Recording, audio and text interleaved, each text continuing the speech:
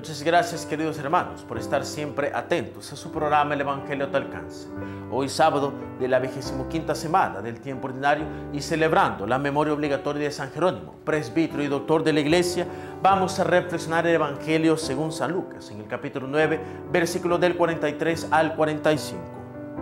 En aquel tiempo, como todos comentaban admirados los prodigios que Jesús hacía, este dijo a sus discípulos: presten mucha atención a lo que les voy a decir.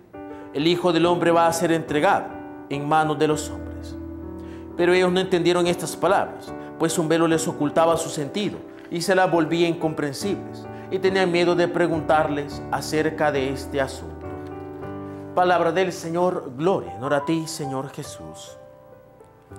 El Evangelio de este día es un Evangelio que es interesante, porque al igual que el Evangelio de Herodes que hemos visto hace algunos días, parece como que si es algo simplemente anecdótico, no tiene alguna enseñanza interesante, pero resulta que sí tiene una enseñanza.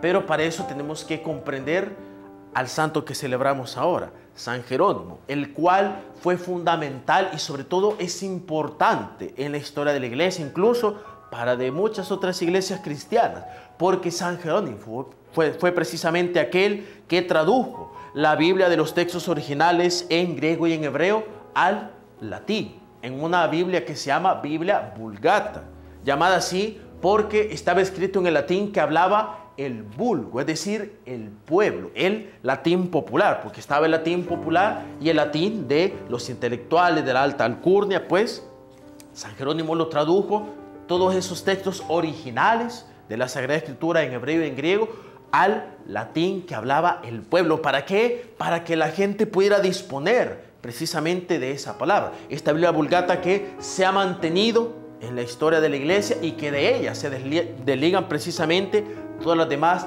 Biblias y tienen como referencia toda buena Biblia la Vulgata de San Jerónimo. Cualquier Biblia que se desentienda de esta, de la Vulgata, pues es una Biblia que pues hay un poco de duda ahí. Hay un poco de duda porque precisamente eso significa de que no sigue precisamente un texto oficial. Pero lo más importante de esto es que junto a la Vulgata, San Jerónimo también se preocupó por iluminar a aquellos que leyeran la palabra de Dios. Algo que el Señor ahora nos lo dice, que cuando anuncia de que Él va a ser entregado por nuestra vida, la pasión del Señor, la mayoría no le entendieron. ¿Por qué? Porque un velo ocultaba su sentido. Y San Jerónimo lo entendía. La Biblia en muchos pasajes es un texto oscuro, no en cuestión negativa, sino que debido a su lenguaje y a muchas cosas, es un texto que muchas veces cuesta entender. Hay pasajes que si nosotros los interpretamos literalmente como algunos quieren, pues son confusos y son complicados. Imagínense si tendríamos que ver literalmente aquel pasaje en donde el Señor nos dice: sácate el ojo o córtate la mano. Y precisamente ya se han dado casos de gente que al leer estos textos lo han hecho de verdad, pero no comprenden en realidad lo que el Señor quiere decir. Y eso es algo que, aunque nos crea problemas con algunas iglesias y hermanos separados, pues es lo que nos enseña el Señor ahora, de que la palabra de Dios, el mensaje de Cristo muchas veces está oculto por un velo.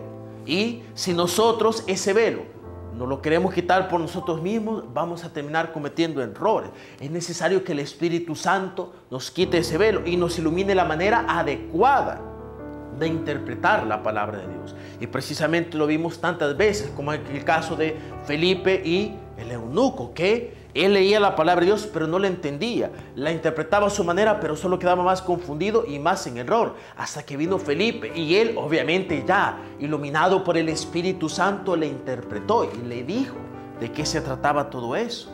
Y eso es algo que, por mucho que a veces, sobre todo, y lo decimos no en plan de pelea, no en plan de revanchismo, sino en plan de caridad con nuestros hermanos separados, esto es lo que la Iglesia ha protegido.